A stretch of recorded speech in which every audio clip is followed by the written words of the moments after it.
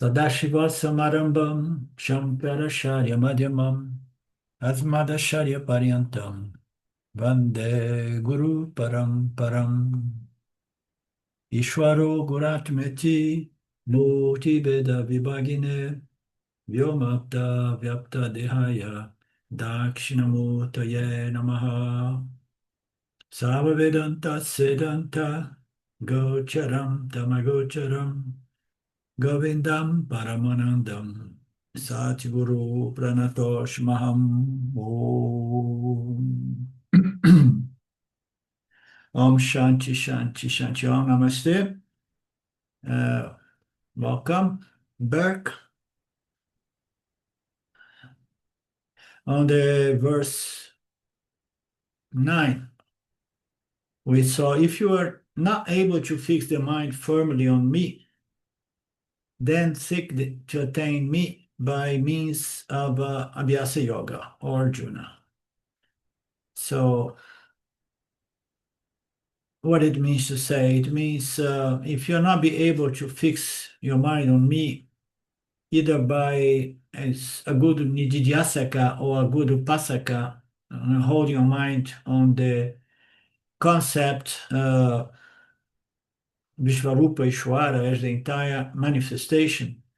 So if you're not able to do that, so step one more, come down one more step, and go to the third step. So if you find yourself on feet, even for Vishvarupa, so come down and then have a symbol which is more dense, more tangible, more easy to hold your mind upon. And you have to hold your mind in order to practice meditation because it has consistently, steadily, focusing the mind on something. And Vedanta is a path that involves the relationship between Jivatma and Paramatma. The Jivatma, the individual entity, and then Paramatma is God.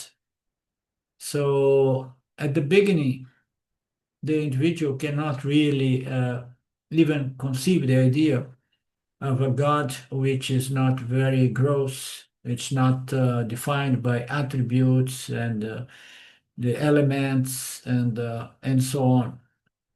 So, and then he has to hold on to some symbol of God. And why it's so important that meditation always uses the symbol of God. This is something we need to remember again and again, because when you talk about spirituality in the modern Western world, especially, everybody has a concept of, oh, yeah, no, I am a spiritual person because I meditate. But most of these meditations have nothing to do with meditating upon God. Yeah, no, because there is no God, this and that. Okay, but even if it is a fictitious God, it's very important to take care of the ego. The ego cannot meditate on something free from attributes, such as Nirguna God. It needs to somehow meditate upon a God which is as a configuration of the Prakriti of Maya. Oh, it's not the absolute, the ultimate God, but it is the God, the creator. It's not real, but the Jiva Atma is not real as well, but the true nature of the creator is real, as much real as the true nature of the creature Jiva. So there is always reality within unreality. There is all Atma within Anatma. Anatma. Atma is contained in Anatma in that sense. So we need to begin by meditate upon a symbol of God. Otherwise, what we are doing? We are meditating upon something that we want exactly according to my raga dvesha. If before I was meditating in the rat race, running to accomplish and getting things of this world, now I meditate on things that I want on a subtle world of subtle experience, of mysticism or whatever. As we know, we are still a samsari meditating upon my rugged version, my likes and dislikes, what I want, and God is absolutely out of the picture. And people believe that they are really doing good spiritual work. You can even call it spirituality. But fundamentally, the very word spirituality means to say spirit. So it is a process by which you inquire into the nature of reality, nature of your own body, mind, sense complex as the spirit. As we know, we are a mixture of spirit and matter/energy. So you need to discover what is the spirit. The scriptures say the spirit is equal to God, the true God, the Nirguna God. But you cannot conceive a Nirguna God. Begin with Saguna God. So you need to do that. Otherwise, you're going to just be meditating upon your, likes and dislikes, your desires and aversions, what you want and what you want to avoid. You're going to be meditating exactly like a samsari. Doesn't matter. I mean, the entire circles of meditators or the New Age movement and the New Advaita, it's all about people pursuing their likes and dislikes, people being governed by rag and version that now is not direct to things of this physical world, but they want something from the subtle world of mental states or mystical experience and whatnot. It's all samsara. So God has to be there, because once you have God as your goal, and then your ego has to really take in consideration why I'm searching for God, because He deserves our love, our reverence, our gratitude, everything, because He's the creator. But I heard that none of this is real. Yes, none of this is real, but He has created this apparent reality. We find ourselves within this apparent reality. And as I like to say again and again, it's only within a reality that you can extract the understanding of what is real. Because if you say, no, I want to deal with Nirguna Atma because it's one without a second, and then I'm going to try to find the Nirguna God, So you need to pass through Saguna God. Otherwise, the ego is going to be there, stinking of vanity and arrogance and self-centeredness, egoism. The Vishwarupa Ishvara, Upasana Kata, practice our meditation steadily, consistently, and so on. So, in other words, it's called Ishta Devata meditation. So, I'm going to use one of those deities. We know in India they have a large department of all kinds of deities to choose from. It's all conceptual, it's all fictitious. Okay. What is not fictitious is what? There is a creator, and the creator is Ishvara. Okay.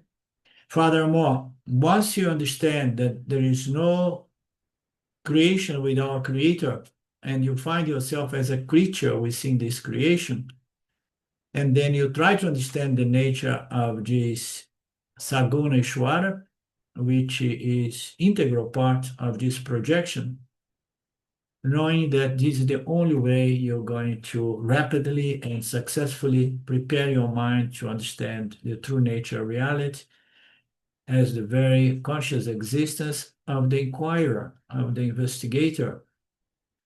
But without resolving the human ego into the concept of Saguna God, without using the whole structure of religious teachings, the Vedantic religious teachings that explains in detail this relationship between creature and creator,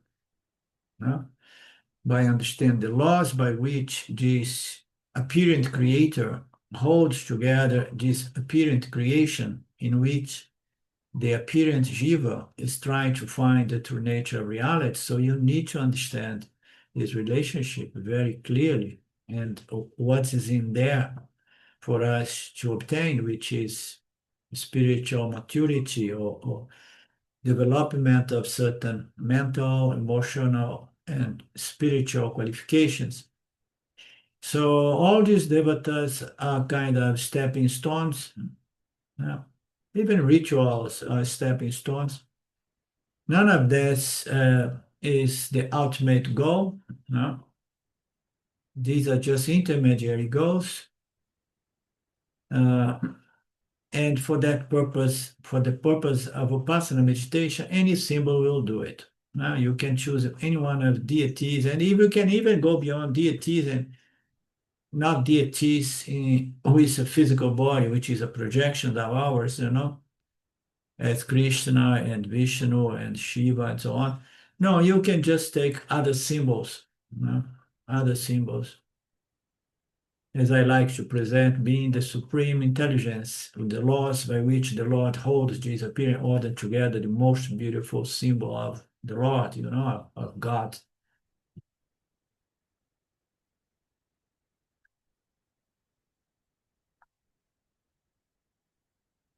And all of that for what? For the ego purify, refine, stop going like a child, believing that it is the center of the universe, wanting things the way they want, when they want. So, the ego is going to develop devotion, appreciation, reverence, gratitude for the opportunity given by the Lord. So this relationship with the Lord gives space for a rapid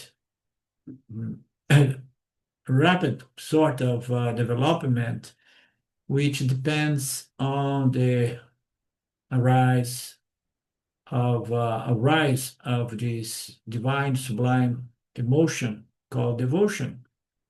So you're going to experience this devotion, this love for the Creator and the opportunity, and then all the implications upon that. And how you're going to develop this Ishtadevata devotion by learning the scriptures, the Puranic scriptures. So this is not much relevant to us. Maybe Mark is not here. Maybe Mark has some background because he liked the Puranas, as far as I understood. But for the people living in the Hindu society, so they all go through these Purana scriptures. They are going to get Purana Yana, knowledge of these Purana scriptures by Shravana, listening to the stories. There is a lot of symbolism, mythology, and it's all fictitious, but somehow it gets us going. It allows the human mind, the more gross human mind, to conceptualize the creator and begin purifying the ego by developing this sense feeling of reverence, love, appreciation, devotion, gratitude, and so on. So that's the purpose. And Swami says, okay, that there is something very, very we're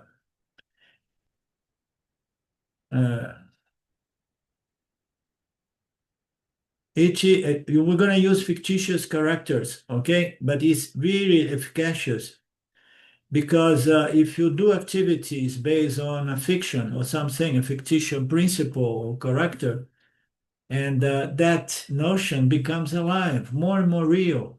It does so again and again and again. We see in the world of today that narratives and information is greatly censored and manipulated, that it creates reality. People are going to perceive the world according to these repetitions, So likewise, you begin from childhood, expose yourself for these narratives of the Puranas, in which God is described in a human form, but with special qualities, extraordinary, beyond human qualities of love, compassion, and so on.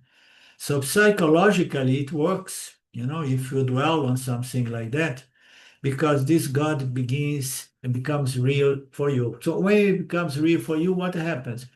You start feeling love, devotion, and the key here is how to get to experience this sublime kind of emotion, which is not based on what you want.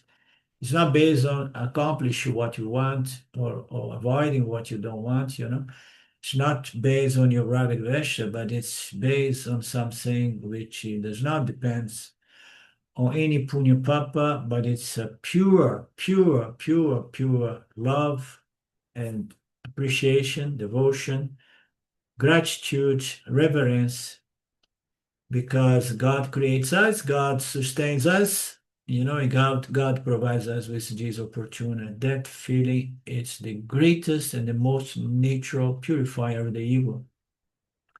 So therefore, that's the way to go. But for us, the entire Puranic thing is something very, very strange.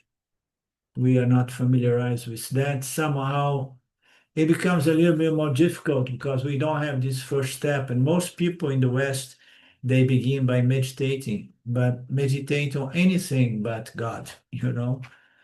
And then it's a little bit more difficult. We go the materialistic kind of path of Buddhism, meditating on nothingness or staring at the wall or at the most your breath, but not using the pranas as a symbol of God, you know. So it's a little bit more difficult. But yet later on we have the opportunity to develop enough merits to get in contact with the Vedic scriptures, and then we have the full recipe. We see the rule, the full recipe, and then we have an opportunity to convert our meditation upon nothingness into the meditation upon a fullness of conscious existence.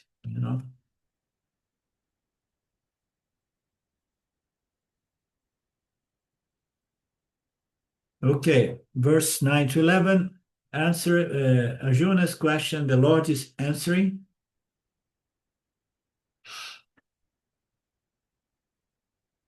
As we know, Bhakti Yoga is not a particular sadhana, but it's all sadhanas must have the element of bhakti, of devotion. So then what is uh, Bhakti Yoga? And then one would have to say, no, there is no question of Bhakti Yoga or no Bhakti Yoga. There is only Bhakti Yoga because only yoga must be towards devotion and desire to get to understand and know the nature of God in whatsoever level. So every sadhana should be said Bhakti Yoga, the yoga of devotion towards what? Not money, not a beautiful partner or beautiful house. You have devotion towards the Lord as the greatest value, especially when you hear that your nature is of identical nature as the true nature of the Creator. Therefore, that is the knowledge, the ultimate, liberates the Jivatma from even the need to lean upon Saguna God. That's the way through this 5 level the person gets to self-knowledge, liberation, moksha. One must go through the 5 steps. Here, Lord Krishna began with the 5th and then begin stepping back and so on. Which is the structure of the teachings of Vedanta present in the Gitas. First, Lord Krishna presents the direct knowledge, that nobody is gonna die because what everybody in the battlefield is God, is conscious, Nirguna God, consciousness that cannot be killed. The air, the water, the arms, the sword, nothing can touch that which is absolutely subtle and invisible. It does not belong to this world of Prakriti. It does not interact with anything of this world. Therefore, nothing of this world can stain what they are, much less kill it. So we begin that with that understanding, knowing perfectly well that the students are going to find that wonderful and they are going to use that as a leverage or a motivating principle. You say, wow, I never heard anybody, any scripture, any teachings speaking so highly about me, you know. And then from there, the student has to go through the, in general, frustration of not being able to convert this informative knowledge or academic knowledge, you know, this this kind of information into a reality. So most people, after some time, they quit because they fail to really extract value from this direct information. That's why in the spiritual world, direct passive usually does not help people because there is no preparation for receiving the final declarations of moksha as one's true nature. So the fifth final step requires preparation. Only then we can get liberation. This is the Yan Yoga of Vedanta, Shravana Manana Nididhyasana, which is otherwise called here as Akshara Upasana, no, or Nididhyasana, which means Nirguna Brahma Shravana Manana Nididhyasana, which was dealt in the verse 3, 4, 5. Okay. So I'm here presents a verse from Viveka Chudamani.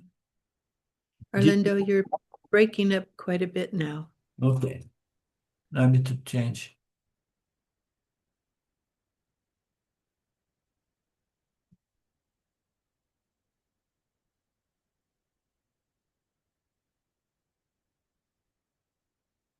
Let's try this one. Did you translate this verse, 31, Viveka Chudamani?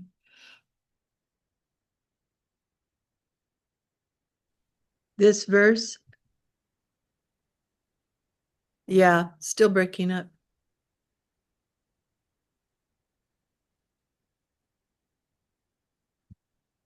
Perhaps even worse. Yes. I think it's worse than before. I agree. Let me change back. The other one is my beta provider.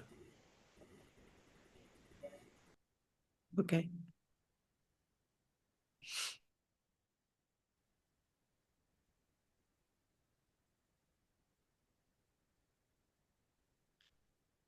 Okay.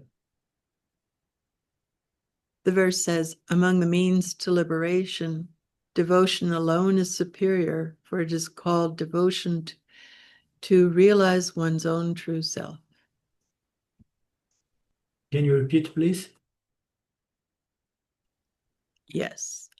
Among the means to liberation, devotion alone is superior, for it is called devotion to realize one's own true self. Okay. Very nice.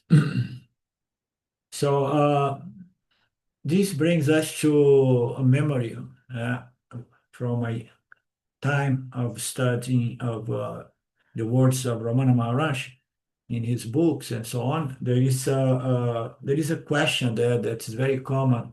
So, what is the highest kind of path to self-knowledge and liberation? Is knowledge or devotion? No? Knowledge and devotion. Because here and there we hear only by knowledge, you can get self-knowledge and liberation. And then here and there we hear only by devotion because it's the highest sadhana, the highest ingredient or element, So one time someone presented that to Ramana Maharaj, and he answered that so beautifully. I mean, paraphrasing, he said, Jnana and Bhakti are not two paths. They are complementary. Okay? If you begin with jnana, you must end with bhakti to get self-realization. If you begin with bhakti, you must end with jnana in order to get self-knowledge and liberation. And when I read that, I say, wow, this guy really knows what talks about.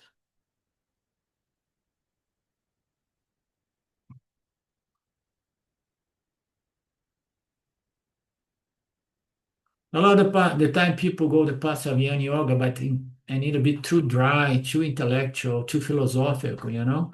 It's just like chi chi chi chi chi chi chi chi chi chi chi.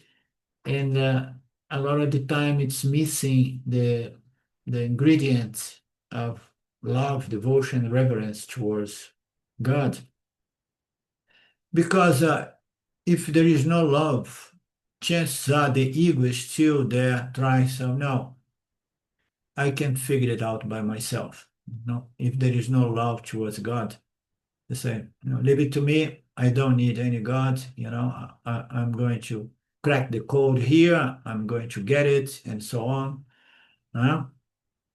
And then one comes to a point, more or less, where I did find myself, a long time ago, in which, after having done everything I could over a few decades, I come to that frustration of not being able to realize directly, not just intellectually. So, and then prayer may work. Then if you have developed the devotion, you just pray to God, you offer something like, like I offer, take my life, but I want to face you, meet you face to face, This is devotion.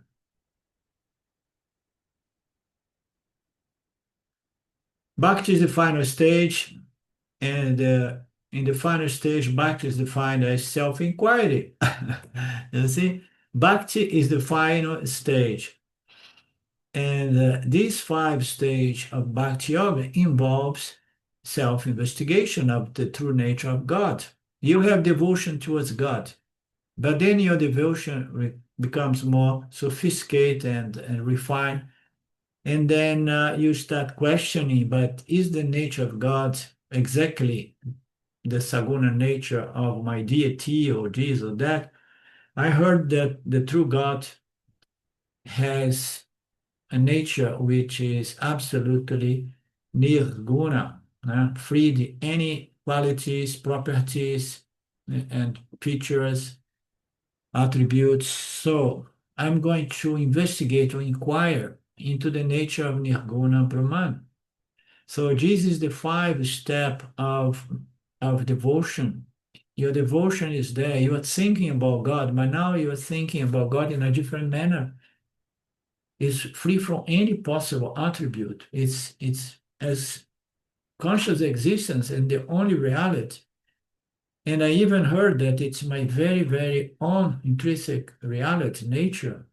So now I still doing my bhakti. I'm still greatly devoted, even more, but my devotion has refined to such an extreme that allows me to do this most subtle viveka, which is discriminating matter/energy from true limitless nirguna atma, the true nature of everything. So this atma inquiry, Brahma inquiry, nirguna ishvara vichara. So nirguna Brahmana vichara. So this is the last stage of Bhakti Yoga, which is self-investigation, which means I'm trying to find out the true nature of Saguna God, So Bhakti was there before, and Bhakti is going to be there up to the very end, Before I was using Bhakti plus Jnana, but the Jnana was all about Saguna Ishvara. I was understanding the nature of Saguna Ishvara through the Puranas in the beginning, and then later on through the Vedantic Yoga. I'm trying to understand the laws of the Lord and the way the Lord does sustain his universe and the importance of living in conformity with these laws and principles. I'm totally obsessed with God, but with attributes as the creator. So now my devotion towards God has refined. I came to Nirguna God, and the devotion has grown, but it's a different devotion now. So before, your devotion was going to be more visible, my devotion will be more emotional, more sentimental, and as Swamiji says, you would just have tears of love for the Lord, you know. As this devotion refines, it becomes more like less sentimental and more cool, but cool in a beautiful manner, not like indifferent. You are still there, but now you know that you are dealing with something that is the most subtle. Therefore, your devotion has to be the most subtle as well, to the extent that does not produce even tears. You are doing the true investigation into the nature of reality, the nature of existence, consciousness as the only reality. Krishna himself admits that Jnana Yoga is the Bhakti Yoga most difficult, not easy at all, and not really fit, not really to be recommended to most people. And in this case, Arjuna, if you feel that you are not prepared for this level of Bhakti Yoga, step back and take the fourth level, and we have seen that. Begin doing your Vipassana. Vipassana is not only meant to, this is important, Vipassana is not only meant to bring about one-pointedness of mind. No. Once you use a symbol of Ishvara, in the beginning, it's only about producing a focused, one-pointed mind. But as you develop refinement and maturity, you will meditate upon Ishvara, and that meditation upon Ishvara has other purpose, not only one-pointedness or focus, but knowledge. Knowledge in respect to Dharma, in respect to the nature of the jiva, the nature of actions and its results, the nature of one's relationship with the Dharma field, the importance of living in harmony with this order, this Mithya order, and the Creator. So you're going to be meditating on knowledge. What kind of knowledge? I used to call Mithya knowledge in the past, and then I started calling Ishvara knowledge. So it's just knowledge regarding Saguna Brahman or Saguna Ishvara. Okay, I'm going to do Saguna Ishvara, but it's not just to one pointedness, it's to go deeper and deeper and deeper into the understanding, of this Saguna Ishvara, which is beyond our comprehension, but yet we have a few elements that can help us to understand it a bit so that we can make an effort to go beyond our raga dvesha and sacrifice all these impurities at the altar of the Dharma of the Lord, the structure, the harmony of this Dharma. That is already difficult for most people. They are just used to do meditation for producing focus on one-pointedness, not to stay focused as a bonus, but meanwhile, you're assimilating knowledge. Knowledge of what? My relationship as a creature with a creator and the laws of creation. It's beautiful, it's complex. It's something that is for very, very few people. So even if you step to the fourth level, yet chances are, Arjuna, you're not prepared. If you're not prepared, you can come down to the third stage. Go back to your Ishtadevata. Huh?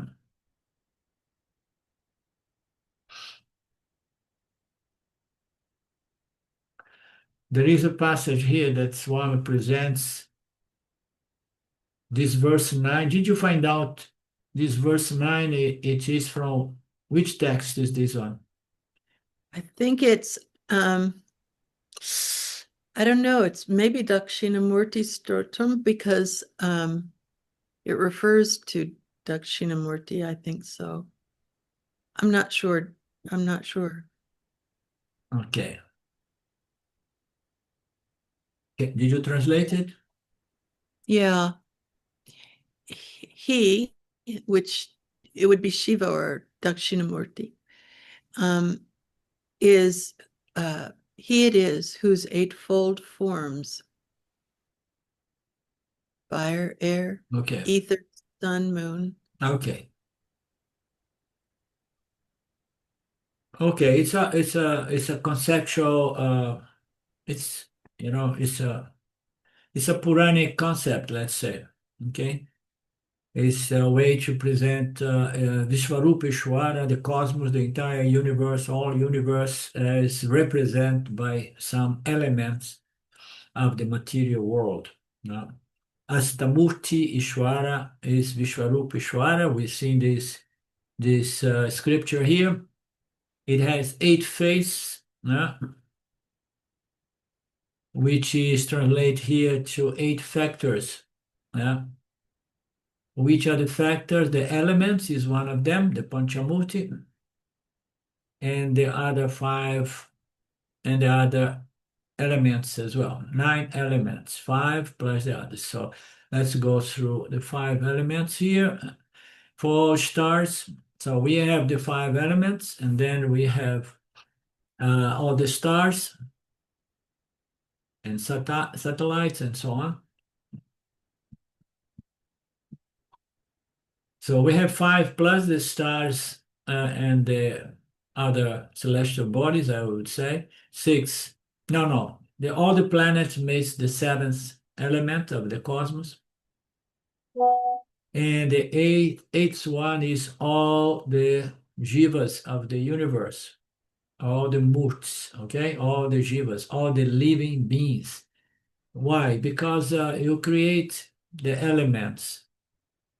You create the stars, you create the entire cosmos with all the planets and satellites, which somehow brings balance to this mysterious universe. And then all of that for what? So, Ishvara, why you're doing all of that? You create the elements, you develop all these things. It's a stage, it's a wonderful stage. It has everything. So where is the actor there? So you need to create the actor. In fact, the actor comes together as the elements develop, as the stars and then the receptor sites, the living organism which are going to be able to perceive and interact with the creation. Those are the jivas, all kinds of jivas from all different ranges.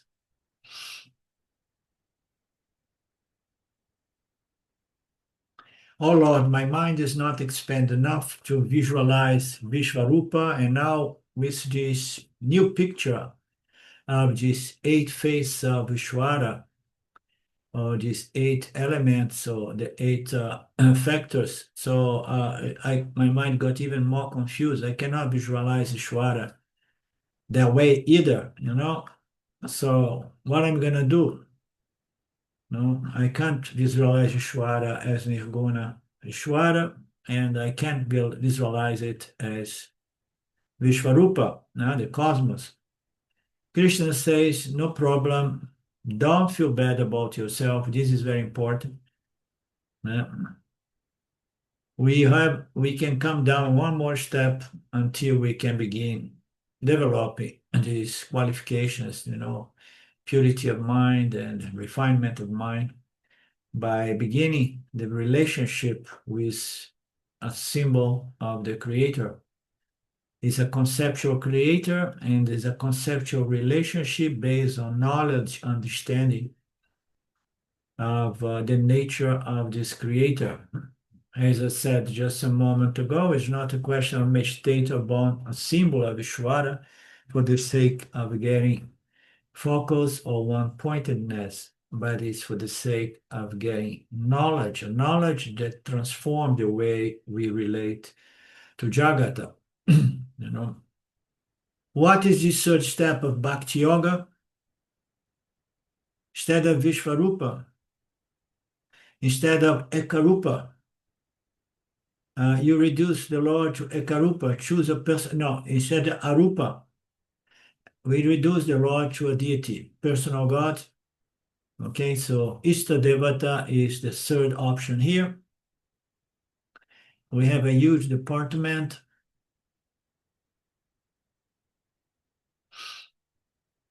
Some goes here to the extent say that if you don't want to use a God which is symbolized by human beings because you are traumatized by dealing with human beings, but you someone who likes animals, so we have gods for you as well. So we have gods with animal form.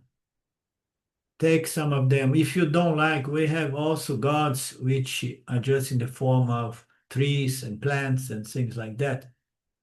Choose any tree and so on. So I don't know about these scriptures, these Puranic scriptures, but as we have seen at the beginning of the class today, they serve a very, very important purpose, to allow this relationship with God begin, and the refinement of the ego, the proper education of the ego, purification of the ego begins with this relationship with God, symbolized by anything, but let it be a symbol of God himself. We have got all varieties. Choose any one of them.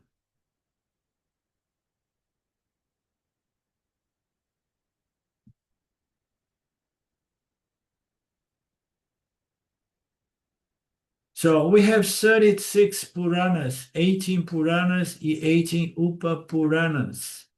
They will give descriptions and more descriptions of these deities. Ekarupeshwara, which includes their body, hands, and so on, and the weapons they use to protect Dharma, and the kind of dress they use to wear. So choose one of these Istadevata and begin doing your meditation, otherwise called Ekarupa Upasana. The fifth step is Arupa Ishvara, which is, of course, it is the Upanishad Nididhyasana, that it's very difficult. The fourth step is Aneka Rupa Ishvara. So it is the totality of all names, colors, and form. The entire cosmos is an expression of Ishvara. The third step is Ekarupa, no? Meaning to say a symbol of Ishvara, limited by the attributes of one of these deities. Therefore, Krishna discussed this third step now, but he's not disqualifying Arjuna. He's just present the teachings to all of us, I said, don't worry, if you never did any upasana relate to God, begin out, try to understand the nature of Saguna Ishvara and try to meditate upon that so that you can get one-pointedness of mind and knowledge in respect to Saguna Ishvara and the proper relationship or approach you need to have toward the Creator.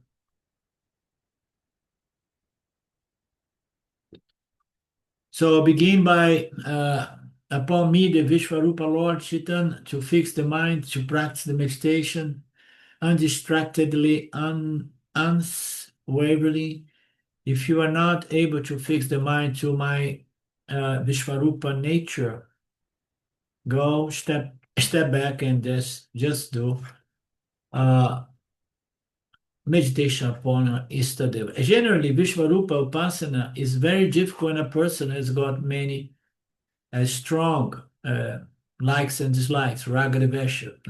There is too much pressure in the mind, and then the raga devesha is going to somehow extrovert the mind or create discomfort during meditation. The mind is going to be imagining something that could provide some satisfaction or some pleasure instead of thinking of Saguna Ishvara as the totality of the cosmos.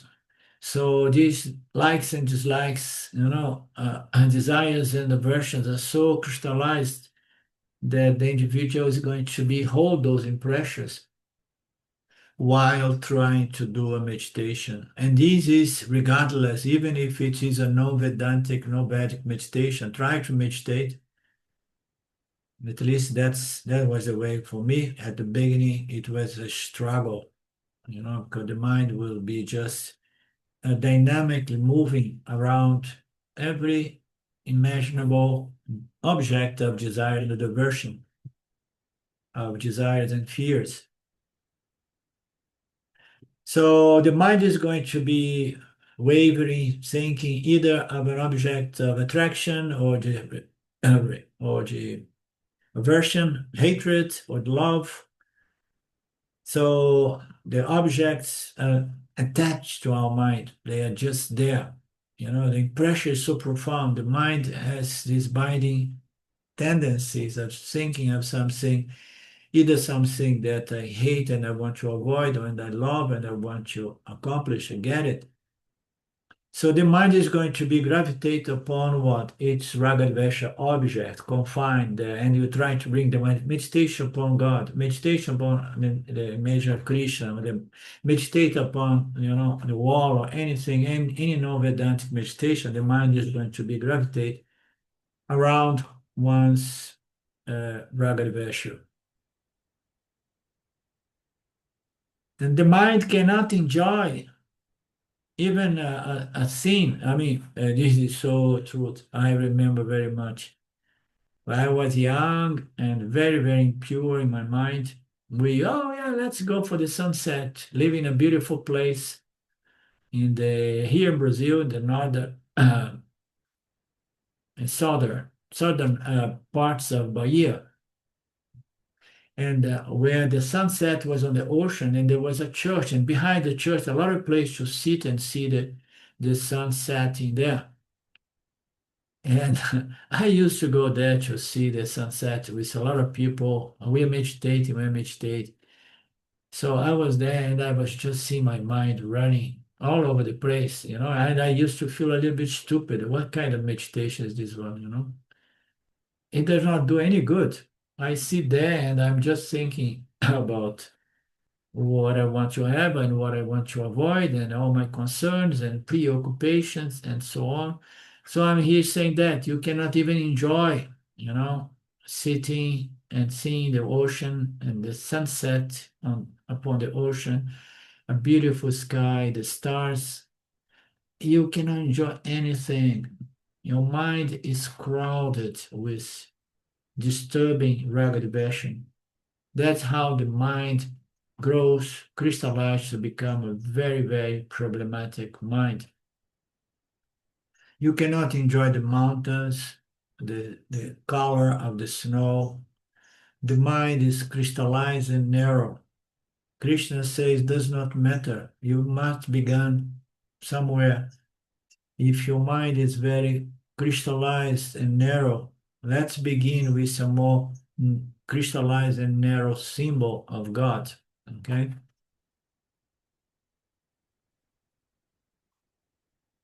May you take to abyasayoga, which means Ishtadevata Upasana.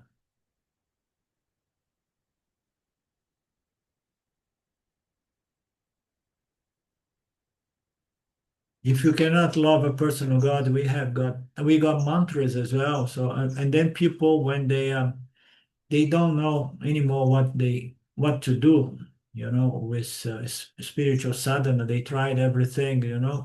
The mind did not really qualify enough for Vedanta. And then he said, but I don't have much inclination towards this God business, but I like to have some spiritual kind of mystical experience. So, and then, okay, you begin repeating this mantra, and this is going to give you certain good experience. You can go for repetition of mantra, yantra, tantra, kundalini, chakras, all these things. Some people will like to go into holding on to symbols to visualize, and some people, they even go to certain meditations that they are called they are visualization meditations, but they are guided visualizing meditation. You start imagining this and this and this and this and this. So that somehow gives some peace, temporary, momentary peace to the mind, holding the mind upon what you would like to experience through visualization guided by words of someone. So there are all kinds of things one can do to try to experience some peace of mind. And in the Vedic context, most people use symbols, gods or deities represented by uh, identicals to the human body. Yeah? This is called anthropomorphism, means visualize God as if in a human form. So in the very early days, and when I start going to spirituality, I used to say intuitively like that. So the scriptures, the biblical scriptures say that God creates human beings in their own in his own image, and I used to say, no, human beings have created God in their own image because it can only be a projection. So, but that helps, and we have understood today more clearly how this anthropomorphism helps in the first steps of this relationship with God. And the purpose of this relationship is very clear by now. God is hungry. Okay, let's give it some food, some water, and so on. I need water as well.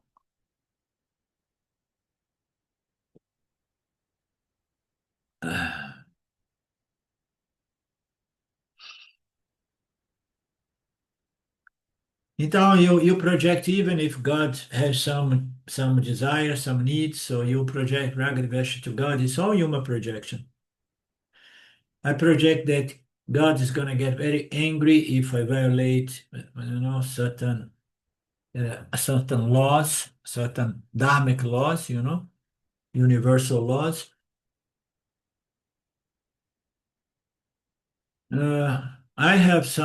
I'm angry with me. I project that God is angry with me. We have to justify.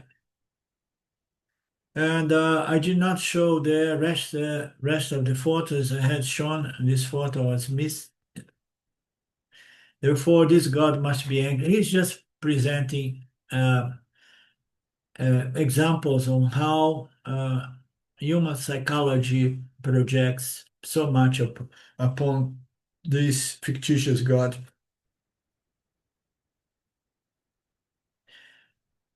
We can even project some human weakness on God so that we feel more comfortable in regards to our approach to God. God has some weakness as well, and he does this, does that, and so on.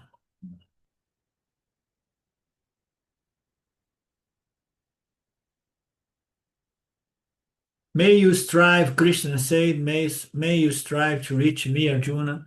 Begin by Istadevata Upasana if that is better, but never stop striving to reach the understanding of my true nature. Begin from where you are. May you strive to attain liberation down the road. Reaching me means attaining liberation, but first you need to start where you are, and there will be intermediary stages of accomplishments. These accomplishments, they translate to refinement, qualifications, purification of the mind, and subtlety of mind, and so on. Those are the initial stages of attainments. Can a person attain liberation through Ishtadevarupasana? So what will be the answer? That's a good one. So I have huge devotion towards my Ishtadevata. So is it going to take me to liberation? So yes and no, as we know. So Ishtadevata is going to present the develop the qualifications that you need for liberation in that sense. So without this first step, liberation is going to be impossible for you. So you are at the stage of Ishtadevata, your mind is still more dense, gross. So it's absolutely necessary. Therefore, it will take you to liberation, but not directly. The answer is yes and no, Swami is saying that. How do you say yes and no? Means by Ishtadevopassana, we don't get it directly, but indirectly. We develop the qualifications necessary to go into the fifth stage of Bhakti Yoga, which is the Vedantic Shravana Manana Nididhyasana. Therefore, the true answer is no. You cannot get liberation by devotion on that level. You're going to get liberation by devotion, yes, but at the level of nididhyasana, okay, your approach to God as nirguna atma, and you want to understand this free of attribute nature of God as your true nature, so that direct knowledge can be established. So that's only the way Jnana Yoga, direct self-knowledge. Aparokshayana is the only means. But at the same time, we can say, yes, it's going to help you to move in that direction. Okay? So, what do you mean by indirect and direct attaining motion, Ramiji? You have confused me even more now. Some likes to put words in his students.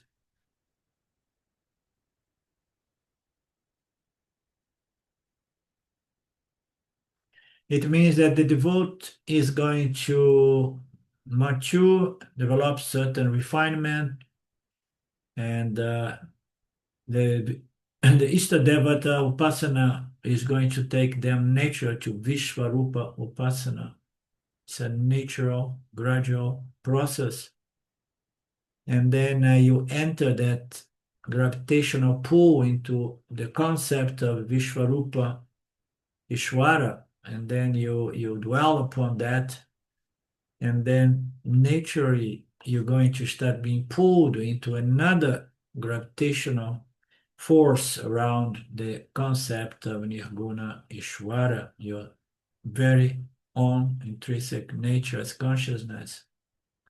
So it all happens spontaneously, gradually, naturally, but one must begin including God in one's life, in one's equations of spiritual life.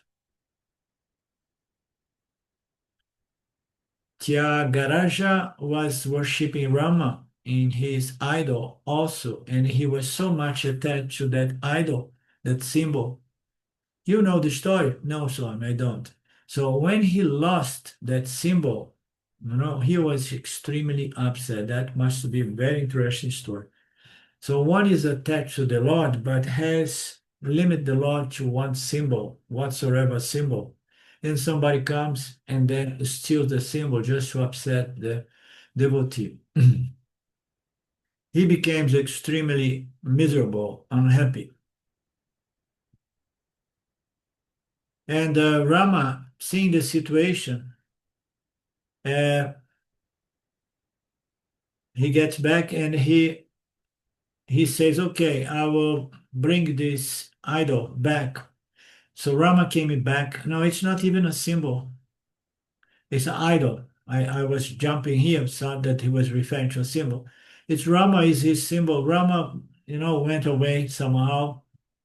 Like Krishna went away, and then Papaji was no longer having darshana with Krishna. And then Rama was so sad and unhappy. And then Rama came back, and he was again extremely happy. Thus, for Tyagaraja, Rama represent an idol, an idol also. And the very same Tyagaraja sang. That means what? Ekarupa, you start, and Ekarupa, you come to. So I did not really understand the connection between Ekarupa and Ekarupa as described in this story, but before Rama was the symbol, idol to him, worshipping Rama. Rama was his idol, his Ishtadevata, and he was very attached to this Ishtadevata. So when he lost Rama, he was extremely upset. He cries for losing his Rama, and later on he gets back and extremely happy. Thus, for this person, Rama represents an idol also. In the very same song, represent the story, means you have to move from Ekarupa to Anekarupa, So meaning to say, it's better you don't get attached to one deity, one symbol, one Amarupa. See the entire cosmic universe as the expression of Ishwara. Therefore, you are never going to feel that Ishwara came and left you. That is the moral of this story, if I understood it correctly.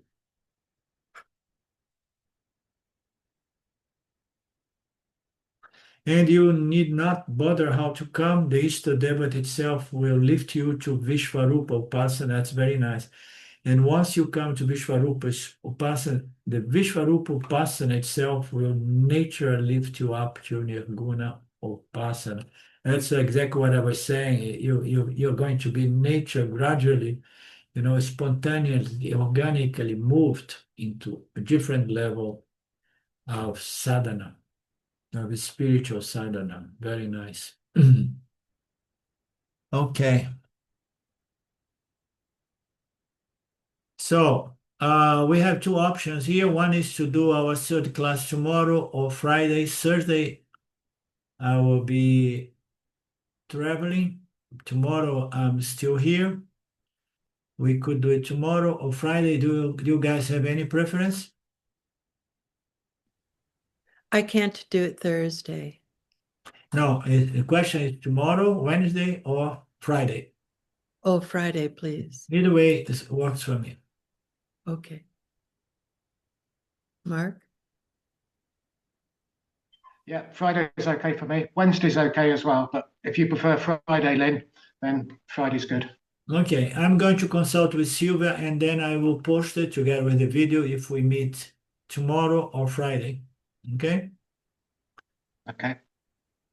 Om Purnamada Purnamidam Purnamudachyate Purnasya Purnamadaya Purnamevavashishate Om Shanti Shanti Shanti Om Om Ishvara Namaste. We meet soon again. Thank you, Bye. Orlando. Good to see Mark again. Namaste.